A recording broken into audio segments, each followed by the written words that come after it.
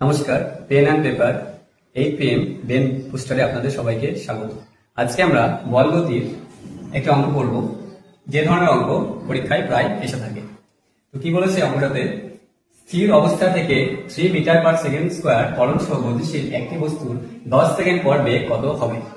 তো এই ধরনের অঙ্ক করতে গেলে তোমাদের আগে প্রথমে অঙ্কটা ভালো করে করতে হবে, করে দেখতে হবে কি কি মান দেওয়া আছে আর কি বের করতে হবে। তো প্রশ্ন করা যাক, বলেছে স্থির অবস্থা, যদি স্থির অবস্থায় থাকে বস্তু তাহলে প্রাথমিক বেগ বা শুরুতে বেগ কত হবে, 0 হবে। প্রাথমিক বেগ ইউ কত হবে, 0। এত মিটার পার সেকেন্ড স্কয়ার ত্বরণ সহ, তাহলে বলা আছে ত্বরণ কত, এ 3 মিটার পার সেকেন্ড স্কয়ার।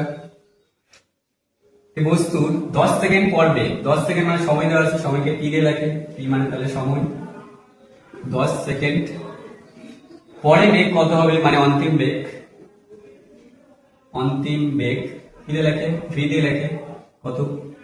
তাই প্রশ্নে ইউ, এ এবং টি দেওয়া আছে, ভি বের করতে হবে। তাহলে এখানে তিনটা সূত্র ছিল, তিনটে সূত্রের মধ্যে যে সূত্র দিয়ে হবে সেটি হলো v equals to u plus এটি।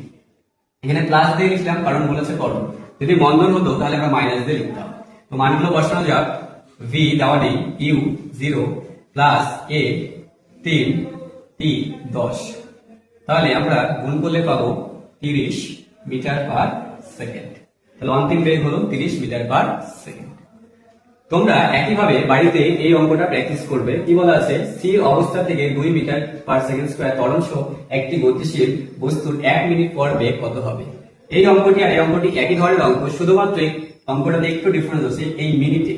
অঙ্ক সবসময় আমরা সেকেন্ড এককে করবো, এখানে যেহেতু মিনিট আছে, মিনিটটাকে তোমরা সেকেন্ডে কনভার্ট করে নেবে, তাহলে অঙ্কটা হয়ে যাবে।